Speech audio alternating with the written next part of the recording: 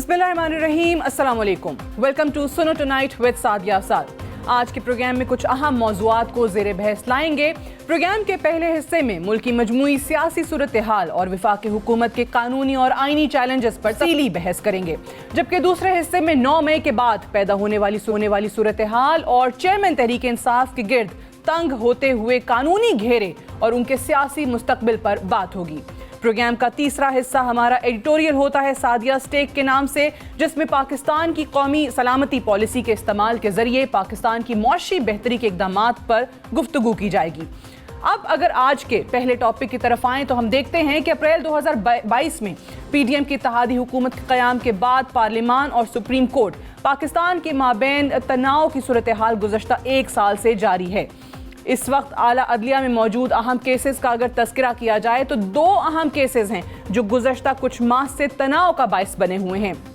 Supreme court practice and procedure act पर आला अदलिया की जानिब से कानून के नाफिजुल अमल होने से पहले ही हुक्म इम्तना जारी कर दिया गया था, जबकि दूसरा अहम कानून supreme court review of judgements and order act को पंजाब इलेक्शन नज़रसानी केस को यकजा कर देने के बाद एक supreme court review of judgements and orders act पर भी इस वक्त हुक्म इम्तना नाफिजुल अमल हो चुका है। Supreme court practice and procedure bill के तहत चीफ जस्टिस पाकिस्तान से बेंच बनाने के इख्तियारात चीफ जस्टिस से मुंतकिल होकर सुप्रीम कोर्ट के 3 सीनियर मोस्ट जजेस को मुंतकिल हो चुके हैं, जबकि review of judgements and order के तहत आर्टिकल 184(3) के मुकदमात में नज़रसानी के दायरा कार को वसी किया गया था। यहाँ पर एक अहम सवाल पैदा होता है कि क्या review of judgements and orders आला अदलिया में ज़ेरे बहस होने के बाद क्या साबिक वज़ीर आज़म नवाज शरीफ और जहांगीर तरीन के ताहयात नाअहली के खिलाफ अपील का केस भी मुतासिर हो सकता है? गुज़श्ता 1 साल से जो पार्लियामेंट का एक मौक़िफ़ रहा है कि सुप्रीम कोर्ट बेंच फिक्सिंग को नहीं मानते, हम ख़याल बेंच को नहीं मानते और मुतालबा किया जाता रहा है कि जब भी कोई अहम नौइयत का केस आए तो फुल कोर्ट बनाई जाए, जबकि आला अदलिया की जानिब से किसी भी केस में फुल कोर्ट बेंच तश्कील नहीं हो सका। हुकूमत की तरफ से आला अदलिया के साथ किसी भी लेवल पर ताउन का फुकदान रहा और बार बार पार्लिमान का सुप्रीम कोर्ट पर सुप्रीम होने का तस्करा किया जाता रहा। पार्लियामेंट में हुकूमती जमात की तरफ से वज़ीर आज़म और अहम वज़रा की तरफ से धुआंधार तकारीर भी होती रहीं। पार्लिमान की कमेटियों में आला अदलिया का किरदार ज़ेरे बहस रहा। कभी पब्लिक अकाउंट्स कमेटी में रजिस्ट्रार को तलब किया जाता रहा और कभी पंजाब इलेक्शन के लिए फंड्स की अदम दस्तयाबी ज़ेरे बहस रही।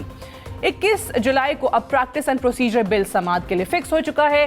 चीफ जस्टिस की रिटायरमेंट से पहले कुछ अहम केसेस के फैसले भी मुतवक्के हैं, जबकि दीगर अहम केसेस में सुप्रीम कोर्ट में फौजी अदालतों के खिलाफ दरखास्तें भी शामिल हैं। प्रोग्राम के इस हिस्से में हुकूमत के कानूनी चैलेंजेस पर बात करेंगे और इस सेगमेंट में हमारे मेहमान हैं federal minister for law and justice आज़म नज़ीर तारड़। बहुत बहुत शुक्रिया आज़म नज़ीर तारड़ साहब प्रोग्राम में ज्वाइन करने के लिए। सबसे पहले तो मैं आपसे जानना चाहूँगी कि बतौर वफाकी वज़ीर कानून इस वक्त आप अपने लिए, हुकूमत के लिए सबसे बड़ा कानूनी चैलेंज किस चीज़ को तस्वुर करते हैं?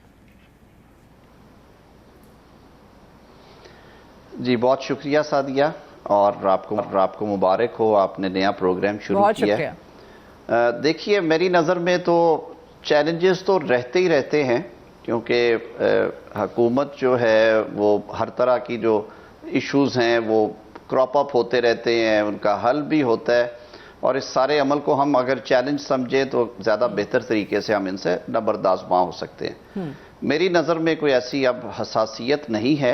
अच्छा। एक दुख और तकलीफ ज़रूर है कि ये जो आपने जिक्र किया इंट्रो में, जो supreme court practice and procedure act था, जो कि अब एक्ट बन चुका और उसकी असेंट भी आ गई।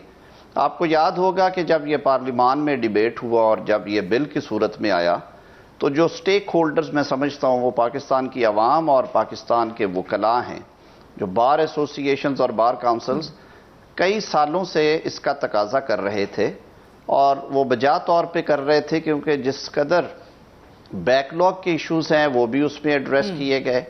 लोगों के जो अर्जेंट नौइयत के केसेस हैं, आम लोगों के, वो 4-4, 6-6 माह उनकी बारी नहीं आती। प्री अरेस्ट और पोस्ट अरेस्ट बेल्स जो हैं वो 6-6, 8-8 हफ्ते के बाद टेकअप होती हैं, कई दफ़ा 3-4 माह भी पोस्ट अरेस्ट बेल्स को लग जाते हैं। اپیلز کی تو بات ہی چھوڑیں. تو ہم نے اس میں سارا ایک میکنزم دیا جو کہ بارز کی مشاورت سے اور ان کی پرانی ریزولوشنز کو سامنے رکھتے ہوئے کہ ارجنٹ نوعیت کے کیسز 7 یا 14 روز میں لگ جانے چاہیے. ہم نے 14 روز کہا. پھر ریویو میں وکلاء کی تبدیلی کی اجازت نہیں تھی جس کی وجہ سے بہت مسائل پیدا ہوتے تھے، وہ دیا. تو اس کو نافذ العمل ہونے سے روکنا جو ہے وہ ایک ان پریسیڈنٹڈ چیز تھی. اس پہ ہمیں دکھ اور افسوس ضرور ہے. وہ ایک عوامی فلاح کا میں کہوں گا قانون بنایا گیا. اور دوسرا اس میں ایک سیفٹی ویلو لگا دیا گیا کہ جب 184(3) کے حوالے سے ہم بات کرتے ہیں تو آپ نے دیکھا کہ ادوار آئے پاکستان میں جب اس کا بے دریغ استعمال کیا گیا اور اس کی وجہ سے ہمیں اربوں روپیوں اور اربوں ڈالر کے نقصانات بھی ہوئے قوم کو. ٹھیک ہے. اچھا اب یہ جو دو جن کا بہت زیادہ یہ دونوں ایکٹس کا آپ نے تفصیلی بتایا بھی، ایک تو یہ پریکٹس اینڈ پروسیجر بل جس کا آپ ابھی ذکر کر رہے ہیں، اینڈ سیکنڈلی جو سپریم کورٹ کا جو review of judgments and orders ہے. کیا یہی دو ایکٹس وجہ ہیں جو ہم تناؤ دیکھتے ہیں حکومت اور اعلیٰ عدلیہ کے درمیان، یا کچھ اور بھی ہے، کچھ اور بھی محرکات ہیں جو پس پردہ ہیں؟ تناؤ تو میں نہیں کہوں گی اس کو، اس لیے کہ ہم نے تو جب سے حکومت سنبھالی ہم ایک ہی فیز میں جا رہے ہیں اور وہاں پہ مزاج بھی ایک جیسا. اور اس کی بڑی وجہ یہ ہے کہ بارہا یہ استدعا کی گئی سپریم کورٹ سے کہ جو امپورٹنٹ نوعیت کے کیسز ہیں، یہ معاملہ 63A کی جو انٹرپریٹیشن ہے اس سے شروع ہوا. ملک کے بہت سے نامور جو وکلاء تھے، قانون دان تھے، پارلیمنٹیرینز تھے، انہوں نے کہا کہ یہ تو ری رائٹنگ آپشن ہو گئی ہے اور یہ مینڈیٹ نہیں ہے سپریم کورٹ کا. تو ہم نے بارہا اس میں مانگا کہ آپ فل کورٹ بٹھا کے اس کو ایک دفعہ ایگزامن کر لیں کہ جی ووٹ بالا تو جائے گا لیکن گنا نہیں جائے گا اور اس کے باوجود آپ کو ڈی سیٹ بھی کر دیا جائے گا. یہ بات سننے میں بھی بڑی عجیب لگتی ہے، لیکن انفارچونیٹلی پچھلے 11 ماہ سے میرے خیال میں کہوں گا بلکہ اب تو تقریباً سال ہو چلا، وہ معاملہ جو ہے وہ پینڈنگ ہے. وہ ریویو بھی فکس نہ ہوا، فل کورٹ بھی نہ بنی. اور آپ کو یاد ہوگا سعدیہ کہ یہ حکومت نے یا سیاسی جماعتوں نے تو یہ مطالبہ کیا ہی کیا، لیکن جو ویٹرن بار لیڈرز تھے، مرحوم لطیف آفریدی صاحب جو کہ سابق صدر تھے ہمارا اثاثہ، ان کی قیادت میں 7 سپریم کورٹ بار ایسوسی ایشن کے 7 سابق صدور عدالت میں پیش ہوئے اور انہوں نے کہا کہ اس ججمنٹ کو آپ ضرور اس کو ریوزٹ کریں یا اس کو ایگزامن کریں فل کورٹ بنا کر. تو اس وقت وہ نہ بنایا گیا. اس کے جو بعد میں نقصانات یا مضرات تھے وہ سب کے سامنے ہیں. میرے خیال میں جو اجتماعی سوچ میں جو خوبصورتی ہے وہ یہی ہوتی ہے کہ وہ فیصلے سب کو ماننا ہوتے ہیں اور ان پہ کوئی انگلی نہیں اٹھا سکتا. ٹھیک ہے، بٹ آپ نے جس مائنڈ سیٹ کا ذکر کیا کہ وہی ایک مسلسل چلتا آ رہا ہے دوسری طرف، اس کی وجہ کیا ہے؟ میں یہ سمجھنا چاہ رہی ہوں. میرے خیال میں اب اس میں بہت زیادہ نہیں جاؤں گا. میرا عہدہ اس بات کی مجھے اجازت نہیں دیتا کہ میں یہ سب جوڈس میٹرز بھی ہیں، لیکن کچھ چیزیں جو سپریم کورٹ کے اپنے فیصلوں سے سامنے آئیں اور وہ لکھی گئی تاریخ میں، وہ یہ بتاتی ہیں کہ ادارے کے اندر تقسیم ہے اور وہاں پہ جو ڈیسینٹنگ وائسز ہے ان کو رستہ نہیں دیا جاتا. اور وہ اسی صورت ممکن تھا کہ اگر یہ جو 2-3 امپورٹنٹ کیسز تھے ان میں ساری عدالت بٹھا دی جاتی. اب جیسے آرمی ایکٹ والا کیس ہے، اس کو بڑی تفصیل سے ایگزامن کیا 2015 میں سپریم کورٹ آف پاکستان نے فل کورٹ میں. میں سمجھتا ہوں کہ ابھی بھی اگر آپ اسے چھوٹے بینچ میں ایگزامن کریں گے تو پھر وہ دوبارہ آپ کو ایگزامن کرنا پڑے گا اس کو فل کورٹ میں لے جا کے، کیونکہ اگر پہلے فیصلے سے آپ کوئی مختلف فیصلہ دینا چاہتے ہیں تو وہ جو شارٹر بینچ ہے اس کے لیے مسئلہ ہوگا. صحیح ہے، یعنی یہ جو اہم معاملے ہیں یہ ایسے ہیں کہ اس کے لیے فل کورٹ واقعی میں انیویٹیبل ہے. آپ کر بھی دیں اس کے بعد بھی آپ کو فل کورٹ میں جانا ہی جانا پڑے گا. بٹ مجھے یہ بتائیے اعظم طاہر صاحب کہ یہ جو 2 قوانین جن کا ہم بات کر رہے تھے، انٹرو میں بھی کہ اسٹے آرڈر آ گیا، اب اگر یہ ایسے ہی رہتا ہے تو کیا حکومت کوئی ریویو کی طرف چلی جائے گی؟ حکومت ایک قدم پیچھے لے لے گی؟ حکومت نظر ثانی میں چلی جائے گی یا نہیں؟ آپ کہتے ہیں کہ جی آپ کا پرنسپل ایک سٹانس ہے اور وہ وہی رہے گا. سعدیہ میرے خیال میں جو تو پریکٹس اینڈ پروسیجر ہے اس پہ تو ہے جو انجنکٹیو آرڈر ہے. ٹھیک. جو ریویو آف ججمنٹ ہے اس پہ ابھی تک میرے نوٹس میں تو نہیں ہے. اس پہ میرے خیال میں وہ بٹ وہ نافذ العمل نہیں ہے نا، اس کو روک دیا گیا ہے، یہی خبر آئی تھی. نہیں، وہ پریکٹس اینڈ پروسیجر جو ہے وہ نافذ العمل نہیں ہونے دیا گیا. جو ریویو کی حد تک لا بعد میں بنایا پارلیمان نے، جس میں کہا کہ جو 184(3) کے مقدمات ہیں ان میں جو نظر ثانی کی آپ کی درخواست ہوگی، اس کا سکوپ جو ہے وہ ایپلیٹ کورٹ والا، یعنی کہ عدالت اسے ذرا تفصیل سے دیکھ سکتی ہے، ورنہ ریویو کا تو جو آپ کا سکوپ ہے، تو ویو ہے، وہ بہت نیرو ہے، بہت نیرو ہے. تو وہ ابھی نافذ العمل قانون ہے، اور اس کے تحت میرے خیال میں ابھی تک کوئی کیس ایسا ٹیک اپ ہوا نہیں، لیکن نافذ العمل قانون ہے. ٹھیک ہے. اچھا، اب اس میں اوبیسلی سیاسی جماعت کے حوالے سے بھی، پی ایم ایل این کے حوالے سے بھی بہت بات ہوتی ہے، تنقید بھی کی جاتی ہے کہ جی نواز شریف صاحب کو، ترین صاحب کو فائدہ پہنچانے کے لیے ہو گیا. آپ کو لگتا ہے کہ اس قانون کے تحت واقعی ان کی جو تاحیات نااہلی ہے وہ ختم ہو جائے گی؟ دیکھیے، یہ ریویو آف ججمنٹ کی تو اب اس حوالے سے وہ ریلیونس اس لیے نہیں ہے کہ جو پارلیمان نے الیکشن ایکٹ میں ترمیم کی اور جس کے ذریعے سیکشن 232 میں ترمیم کر دی گئی، اور وہ اب جو قانون ہے وہ نافذ العمل قانون ہے کہ اس میں صدارتی اسینٹ بھی آ گئی. تو وہ تو بڑی وضاحت سے یہ کہہ دیتا ہے کہ کوئی بھی جو نااہلیت ہے، کوئی نااہلیت یا ڈسکوالیفیکیشن، وہ 5 سال سے بیونڈ نہیں جائے گی. اس کی وجہ یہ ہے کہ آئین میں جہاں پہ بھی ڈسکوالیفیکیشن کا ذکر آیا، یا تو وہ صرف اس الیکشن کے لیے تھی، یا اس ایونٹ کے لیے، یا پھر میکسیمم اس کی جو آؤٹر لیمٹ ہے وہ 5 سال تھی. میں ایک مثال دیتا ہوں کہ اگر آپ کو خدا نخواستہ قتل کے مقدمے میں سزا ہوتی ہے، تو آپ سزا پوری کرنے کے بعد 5 سال کے بعد الیکشن لڑنے کے اہل ہیں. یہ آرٹیکل 62 63 کو اگر آپ ملا کے پڑھیں تو کہیں پہ بھی 5 ایئر بیونڈ نہیں. تو یہ کیونکہ صادق اور امین والے معاملے میں ٹائم لیمٹ دی نہیں تھی گئی، تو اس کو پارلیمان نے ڈسکوالیفیکیشن کو انہوں نے قانون سازی کے ذریعے وضاحت کر دی، اس ابہام کو دور کر دی، اور انہوں نے کہا یہ 5 سال سے زائد نہیں ہوگی. جہاں پہ آئین اسپیسیفکلی کوئی آؤٹر لیمٹ دیتا ہے وہ 10 سال 20 سال بھی ہو سکتی ہے، وہ وہی رہے گی. لیکن جہاں پہ آئین میں ابہام یا خاموشی ہے، وہاں پہ جو میکسیمم آؤٹر لیمٹ ہے اسی آرٹیکل کے اندر وہ 5 ایئرز ہوگی، تو وہ 5 ایئرز ہی ہوگی. اوبویسلی ایک سوال جو آپ سے بھی I'm sure کئی دفعہ پوچھا گیا ہے، تمام پی ایم ایل این کے لوگوں سے پوچھا جاتا ہے کہ نواز شریف صاحب کب واپس آئیں گے. تو میں اس کو آپ کے سامنے قانونی اعتبار سے رکھتی ہوں کہ جناب اس میں قانونی پیچیدگی کیا رہ گئی ہے جو ان کی واپسی کو ابھی تک روکے ہوئے ہے، اور آپ کو کیا لگتا ہے وہ کب تک دور ہو جائے گی، کب تک واپسی ہو جائے گی، اور کیا پارٹی کے لیے اگلے وزیر اعظم کے امیدوار وہی ہوں گے؟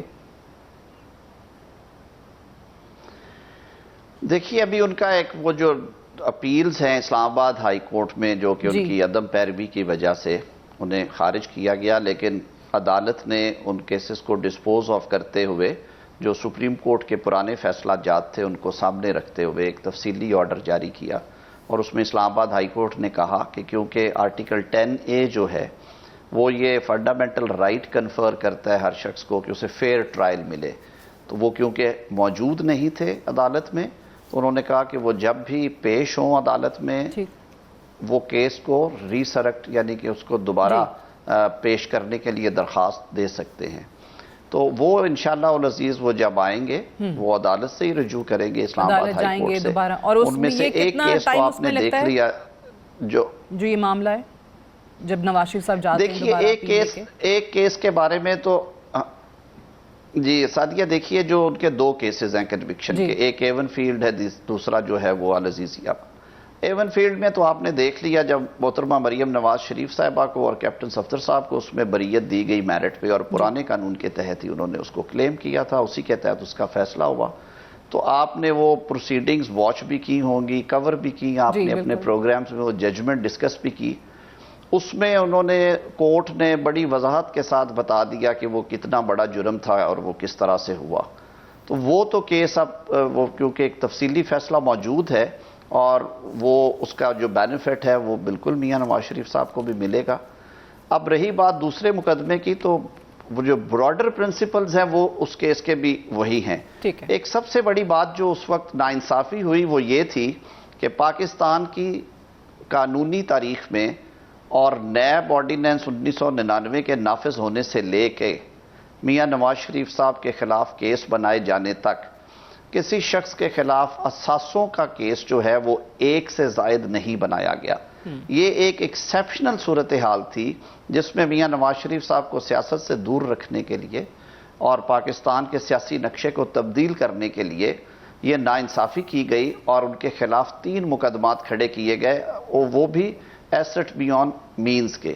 حالانکہ قانون یہ کہتا ہے، نیب قانون میں یہ وضاحت سے درج کر دیا گیا کہ یہ ساری ٹرانزیکشنز جو ہیں وہ ایک مقدمے میں منتج ہوں گی اور وہی کیس چلے گا. ٹھیک ہے. میں دوبارہ کہہ رہا ہوں کہ ہسٹوریکلی آج تک ایسٹ بیونڈ مینز کا ایک وقت پہ ایک سے زائد مقدمہ. اب کیا یہ کہ انہوں نے دبئی کی ایک کمپنی کا کیس الگ بنا دیا، دبئی کی دوسری کمپنی کا کیس الگ بنا دیا، لنڈن کی پراپرٹیز کا الگ بنا دیا.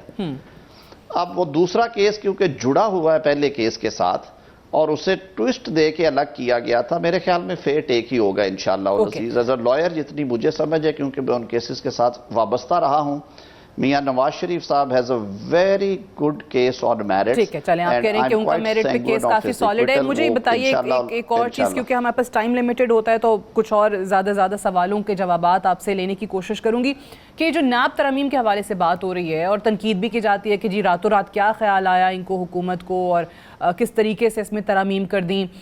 صدارتی آرڈیننس کے ذریعے جولائی کے فرسٹ ویک میں اس کی منظوری آ گئی. جسمانی ریمانڈ جو ہے وہ 90 دن کر دیا، جس کو 30 دن کر دیا، جس کو پہلے آپ کی حکومت نے 90 دن سے کم کر کے 14 دن کیا تھا. سو یہ کیا وجہ ہے اور یہ جو تاثر مل رہا ہے اس سے کہ پی ٹی آئی کے لوگوں کے گرد گھیرا تنگ کرنے کے لیے کیا گیا ہے؟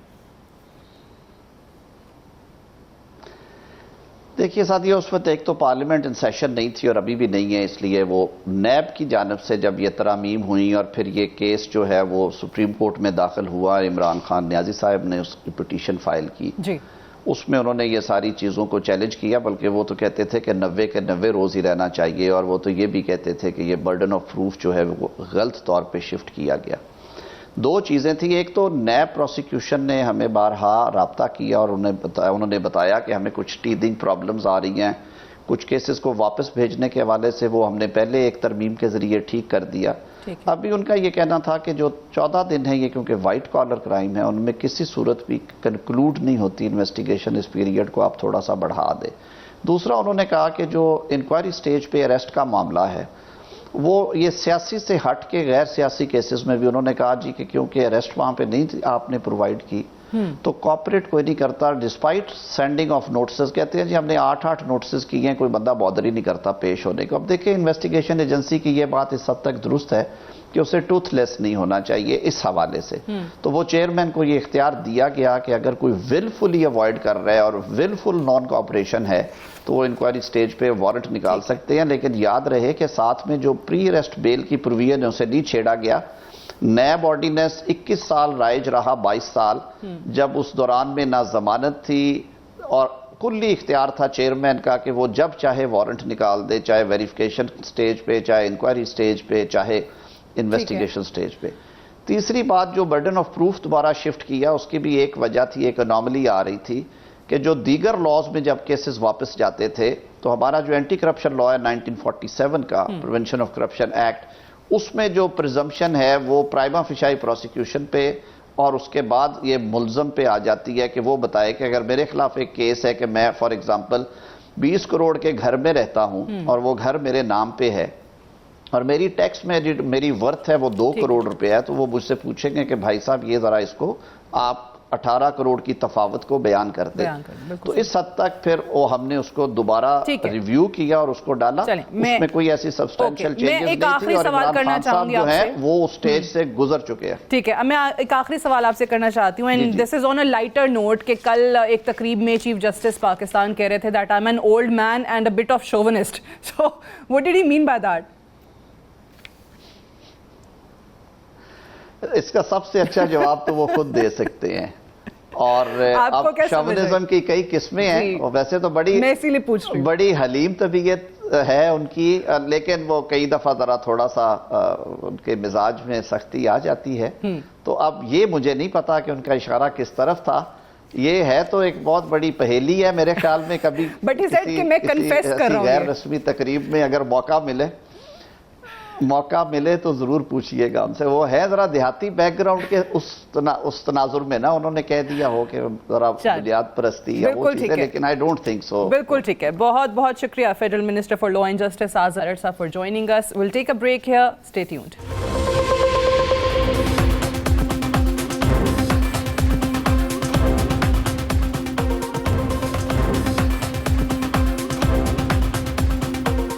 نو مئی کے واقعات کو 2 ماہ سے زائد کا وقت گزر چکا ہے. تحریک انصاف کے شرپسند عناصر کے گرد قانون کا گھیرا ہر آئے روز تنگ ہوتا چلا جا رہا ہے.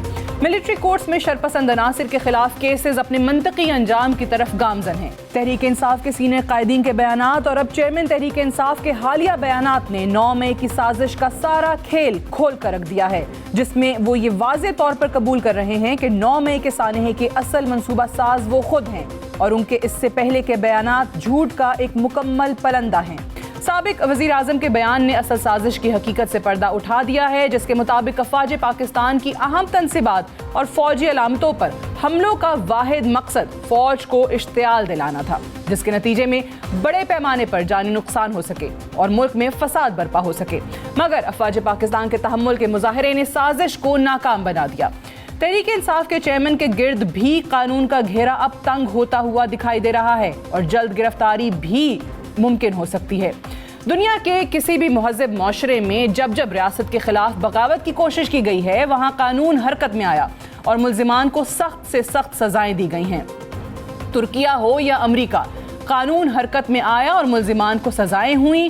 امریکہ میں کیپٹل ہل حملہ دیکھ لیجئے تو اہم جتنے بھی ملزمان تھے آج اپنی سزائیں کاٹ رہے ہیں.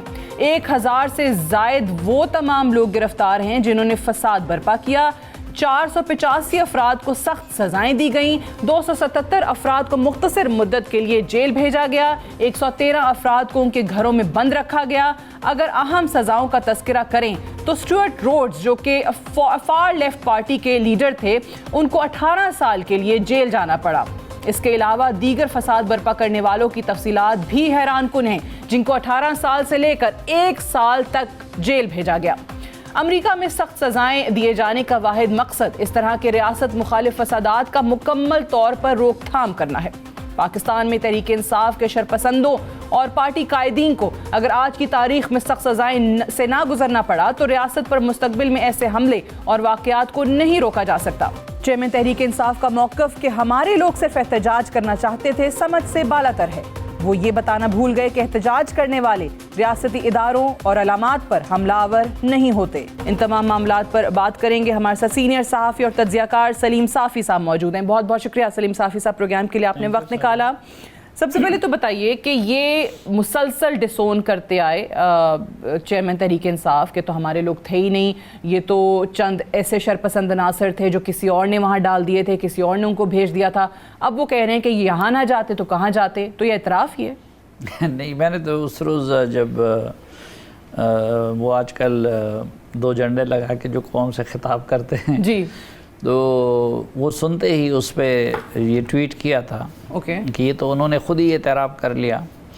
دوسری بات یہ کہ وہ اعتراف نہ بھی کرتے تو یہ جتنے لوگ وہاں پہ جو گرفتار ہوئے ہیں یا جن کی ویڈیوز آئی ہیں ان میں آپ مجھے بتائیں کہ یاسمین راشد جو ہے وہ پیپلز پارٹی کی ہے یا کہ فوج کی ہے, ٹھیک, یا اسی طرح یہ جو باقی جتنے لوگ ہیں تو وہ تو پی ٹی آئی ہی کہتے ہیں.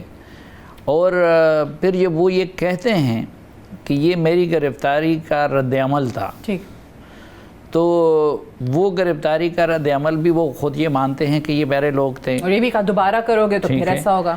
اچھا, تیسری بات مثلا آپ پشاور میں دیکھ لیں کہ پشاور میں جب وہ شاہ فرمان اور شوکت یوسفزئی آئے اور وہ اپنے لوگوں کو, تو شاہ فرمان اور وہ جو ہے وہ کسی اور کے آرگنائز جلسے میں تو نہیں جا سکتے تھے, تو وہ لوگوں کو گراؤ جلاؤ سے منع کر رہے تھے. بالکل, تو شاہ فرمان کے خلاف بھی نعرہ بازی ہوئی اور شوکت یوسفزئی بیچارے کے تو کپڑے وغیرہ انہوں نے پاڑ دیے.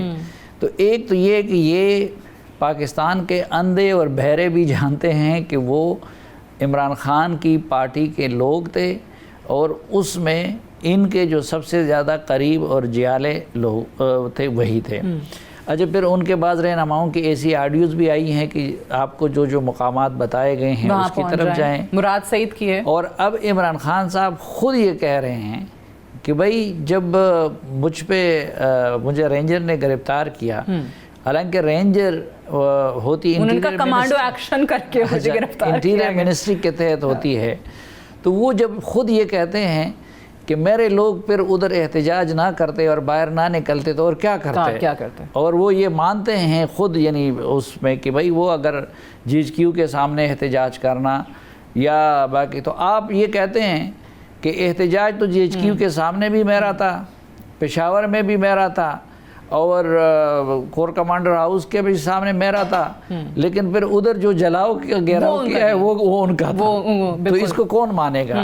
جہاں تک اس کے پاس صرف ایک دلیل ہے کہ موقع پر میں تو موجود نہیں تھا، میں تو کسٹڈی میں تھا، تو بھائی اسامہ بن لادن تو 9/11 کے دن امریکہ میں موجود نہیں تھا، ٹھیک ہے، ہو گیا، یا بیت اللہ محسود جو ہے وہ بے نظیر بھٹو پہ حملے کے وقت تو یہاں پہ موجود نہیں تھا۔ بٹ دیکھیں ایک اور بڑی انٹرسٹنگ بات انہوں نے کی کہ یہ کہاں لکھا ہے پاکستان کے آئین میں کہ جی ایچ کیو کے باہر نہیں احتجاج کر سکتے، فلاں نہیں کر سکتے۔ ہاں احتجاج ایک اور چیز ہے، میں نے جیسے کہا کہ حملہ ایک اور چیز ہے، بٹ پھر آئین میں تو یہ بھی نہیں لکھا کہ آپ پولیس والوں پہ اور جتنے بھی قانون نافذ کرنے والے اہلکار ہیں ان پہ پیٹرول بم پھینکنا شروع کر دیں۔ نہیں، آئین میں یقیناً یہ کہیں نہیں لکھا ہے کہ آپ جو ہے کسی جگہ کے سامنے احتجاج نہیں کر سکتے، لیکن آئین میں یہ کہیں نہیں لکھا ہے کہ آپ کسی عام آدمی کے گھر میں گھس سکتے ہیں، کجا کہ آپ ایک کور کمانڈر کے گھر میں جو جناب ہاؤس کہلاتا ہو اس کے اندر گھسے۔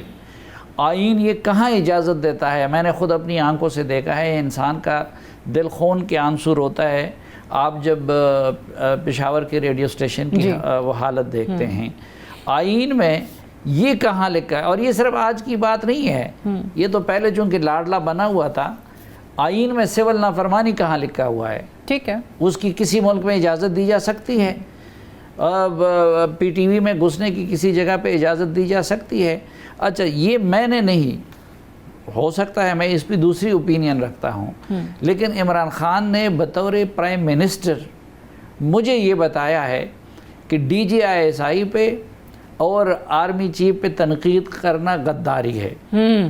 بطور پرائم منسٹر آف پاکستان انہوں نے مجھے بتایا، میری اوپینین دوسری ہو سکتی ہے، یہاں آپ صرف تنقید نہیں کر رہے ہیں بلکہ آپ اسی آئی ایس آئی کے آپ یہ دیکھیں کہ نمبر 2 پوزیشن کے آدمی پہ بغیر ثبوت کے قتل تک کے منصوبوں کے الزامات لگاتے ہیں، تو آپ اپنے اصول اپنے اوپر اپلائی کر لیں تو خود آپ پھر دیکھیں کہ آپ کہاں پہ بچ سکتے ہیں۔ اچھا دیکھیں یہ جتنی چیزیں آپ نے بتائی ہیں کہ جس طریقے سے وہ پہلے ایک سینٹیمنٹ تھا ان کا فوج کے اداروں کے لیے، افراد کے لیے، آپ نے جیسے کہا کہ ان پہ بات کرو گے تو غداری ہے، اب وہ پتہ نہیں کیا کیا کر رہے ہیں، بٹ جتنے بھی انٹرویوز ہیں جو بھی مغربی جریدوں کو دے رہے ہیں، ہر آئے روز ایک انٹرویو آتا ہے، اس میں اس قسم کے الزامات ہیں، ساتھ ہی ساتھ اس میں کبھی وہ ان کے لوگ شروع ہو جاتے ہیں GSP+ اسٹیٹس کے پیچھے پڑ جاتے ہیں، کبھی وہ کہتے ہیں ہیومن رائٹس وائلیشن، اسرائیل کا بیان آ گیا، یہ ساری چیزیں وہ کرتے چلے جا رہے ہیں تواتر کے ساتھ۔ کیوں گرفتاری کیوں نہیں ہو رہی؟ کوئی ان پہ پھر ایکشن کیوں نہیں ہوتا؟ کیا آپ کو لگتا ہے کہ اس پہ پھر جو لوگ جنہوں نے کرنا ہے وہ بھی کنفیوژن کا شکار ہے؟ اور یہ ہے کہ میرے خیال میں یہ قانون پوری طرح حرکت میں آئے گا مڈ ستمبر کے بعد۔ پاکستان کی تاریخ میں پہلی مرتبہ اسرائیل کا پاکستان کے اندرونی معاملات سے متعلق بیان آتا ہے، یعنی وہ ہمارے پشتوں میں کہتا ہے کہ چاند اٹھ کے کوزے کو تانا دیتا ہے کہ تمہارے وجود میں تو 2 سوراخ ہے۔ اب اسرائیل کا معاملہ جو آ کے ایک ناجائز طور پر ایک زمین پہ قابض ہو گیا ہے اور جن کی پوری تاریخ وہ فلسطینیوں پہ مظالم سے عبارت ہے، جو نہ کسی بین الاقوامی قانون کو مانتا ہے، نہ انسانی حقوق کی مانتا ہے، ان کو تکلیف ہوئی ہے یہاں پاکستان کی قیادت سے متعلق۔ یا میں پھر آپ سے کہتا ہوں کہ یہ جو ماضی میں اگر ان کو لاڈلا نہ بنایا جاتا تو جا کے پاکستان میں کوئی پاکستانی نژاد محمد صادق کے مقابلے میں وہ زیک سمتھ کے حق میں کیمپین چلا تھا، یہ قوم اس کو معاف کرتی۔ پھر یہاں پہ آئیے آپ جو عدالتوں کی بات کر رہے ہیں، ماضی کو چھوڑیں، 25 जुलाई को 2022 को 1 साल से ज़्यादा अरसा हो गया, वो सुप्रीम कोर्ट ने कहा कि जी इनको आने दे, ठीक, उनको आने दिया गया। उसने सुप्रीम कोर्ट की हुक्म अदूली की और तौहीन अदालत की। उस एक समात 2 समातों के बाद इस पूरे साल में कोई समात हुई है?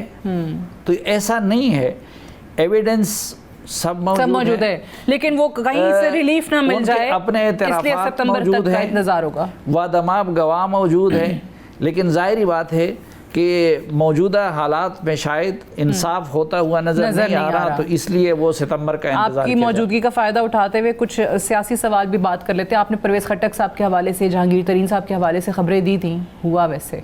अब परवेज़ खट्टक साहब और जहांगीर तरीन साहब कोई इकट्ठे होने के भी चांसेस हैं उनके, या नहीं अलग अलग? नहीं, खट्टक साहब अपना अलग ग्रुप बनाएंगे, अलग ग्रुप बनाएंगे। और तरीन साहब के चांसेस क्या हैं जीतने के? परवेज़ खट्टक साहब को जैसे हम कहते हैं कि भाई उन्होंने तो केपीके में बहुत ज़्यादा अपनी पार्टी को मुस्तहकम किया था, बड़े लोग लाए ही वो थे इनफैक्ट पीटीआई के अंदर, बट तरीन साहब के चांसेस सादिया देखें, ये असल में इमरान खान साहब को ये गलतफहमी हुई ना कि ये मेरे अपने लोग हैं, ठीक, और मैं अक्सर उस वक़्त कहा करता था कि एक सियासी तख्लीक अपने खालिक से उलझ पड़ी है तो उसका फिर अंजाम क्या होगा। देखिए 2002 में या 97 में इमरान खान इससे ज़्यादा पॉपुलर थे, वर्ल्ड कप की याद ताज़ा थी, ठीक है, जो जीत सबकी थी लेकिन उसने अपने नाम कर लिया था। शौकत खानम की याद ताज़ा थी, ये बुज़दार और मानी का ख़ानदान और फ़लाँ और ये स्कैंडल्स इमरान खान की ज़ात से मुतालिक नहीं आए थे, ठीक, वो इस तरह एक्सपोज नहीं हुए थे, लेकिन इमरान खान कभी 1 सीट से ज़्यादा जीत सके हैं। ये सारे उनको दिलवाए गए थे, ये जितने भी लोग थे ना, हमारे जहांगीर तरीन साहब से लेके असद उमर, शाह महमूद कुरैशी, परवेज़ खट्टक, इनका और इमरान खान की शख्सियत का, इनकी तरजीहात का, इनकी नज़रियात का कोई कदर मुश्तरक नहीं। लेकिन सोशल मीडिया पे वो रोज़ दूसरी दफ़ा वज़ीर आज़म बनते हैं, सोशल मीडिया पे रोज़ दूसरी दफ़ा वज़ीर आज़म बनते हैं वो। हाँ, सोशल मीडिया के वज़ीर आज़म रहे हैं। अच्छा, वहीं रहेंगे बस? हाँ, तो अब पहले भी सोशल मीडिया, क्योंकि एक बंदे ने देखिए वो सोशल मीडिया के सेटअप आपके अमेरिका से लेके सिंगापुर तक फैले हुए हों, उस पे आपने मसलन मेरे गरीब सूबे के खैबर पख्तूनख्वा के आपने देखा कि, और ये उनकी हुकूमत में मैं ये सारी चीज़ सामने लाया था कि वो कबायली अजला के लिए मुख्तस रकम, और आपने अरबों रुपए उस पर मुख्तस किए थे, और आपने घर पे बैठ के लोगों को 25,000 रुपये फी मंथ मिल रहा था, और वो एक अपना अकाउंट और 2-3 फर्जी अकाउंट चला के अब मुझे और दूसरे और तीसरे उनको गालियां पढ़वाता और इमरान खान को मसीहा साबित करता।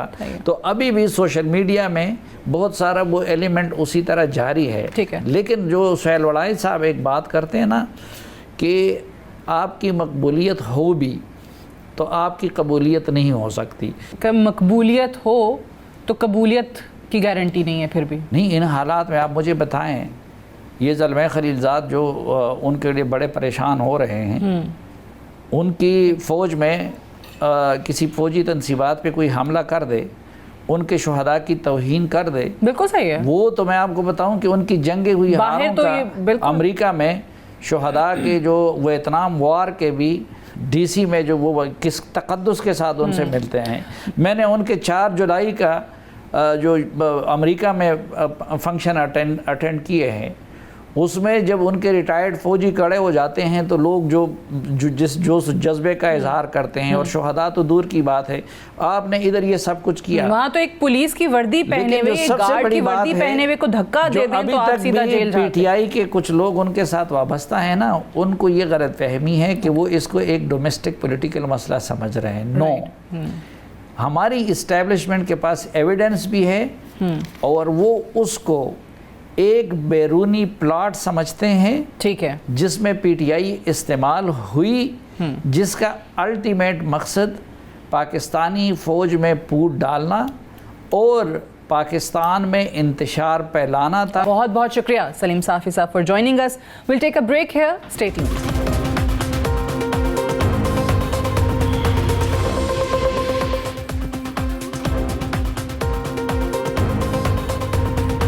पाकिस्तान IMF से बेल आउट पैकेज हासिल करने में तो कामयाब हो गया। डिफॉल्ट का खतरा वक्ती तौर पर टल भी चुका है, मगर मौशी मुश्किलात से मुकम्मल छुटकारा मुस्तकबिल करीब में भी मुमकिन नजर नहीं आ रहा।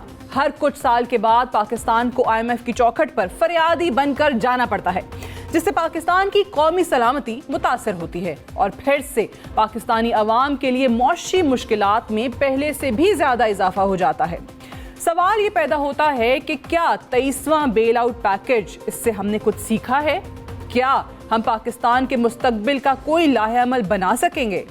हम अपनी आने वाली नस्ल के लिए कैसा पाकिस्तान छोड़कर जाएंगे? आज के इस एडिटोरियल में हम याद दहानी कराएंगे कि गुज़श्ता साल कौमी सलामती के इदारों की तवील काविश के बाद एक कौमी सलामती पॉलिसी 2022-26 का इजरा किया गया, जिसको 27 दिसंबर 2021 को कौमी सलामती कमेटी ने मंजूर किया और 28 दिसंबर 2021 को पॉलिसी को विफाकी काबीना से भी मंजूरी मिली। इंटरनेशनल जरीदों ने पॉलिसी के इनकाद को बारीक बीनी से जांचा। The international institute for strategic studies के शाया किए गए तज्जिए में बयान किया गया कि पाकिस्तान की नई कौमी सलामती पॉलिसी मुस्तकबिल के इलाकाई इस्तेहकाम के लिए क्यों अहमियत रखती है। इसी पॉलिसी में पहली मरतबा पाकिस्तान जियो पॉलिटिक्स से जियो इकोनॉमिक्स के स्ट्रेटेजिक शिफ्ट की तरफ गया। जियो इकोनॉमिक्स क्या है?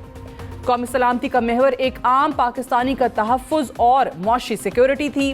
कौमी सलामती पॉलिसी के दो हिस्से थे, एक अवामी सतह पर जारी कर दिया गया जबकि दूसरा हिस्सा क्लासिफाइड यानी खुफिया रखा गया, जिसमें रियासत पाकिस्तान के अहम सिक्योरिटी उमूर शामिल थे। डॉक्यूमेंट के पहले हिस्से में मुल्क के मौशी मुस्तकबिल के तहफ़्फ़ुज़, दिफा और सरहदी उमूर और दुनिया के मौशी और जोग्राफियाई तब्दीलियों का तज़किरा किया गया है। कौमी सलामती की पॉलिसी में न सिर्फ पाकिस्तान के खारजी बल्कि दाखिली चैलेंजेस का भी भरपूर अंदाज में इआदा किया गया, जिसमें हमारे मुआशरे में मौशी तफरीक, अमीर और गरीब के दरमियान बढ़ते हुए फ़र्क, मौशी अदम इस्तेहकाम के बायस दरपेश खतरात, मौसमियाती तब्दीलियों, पानी की किल्लत जैसे तमाम चैलेंजेस का तस्करे के साथ उनके हल के लिए भी राह का तयन किया गया था।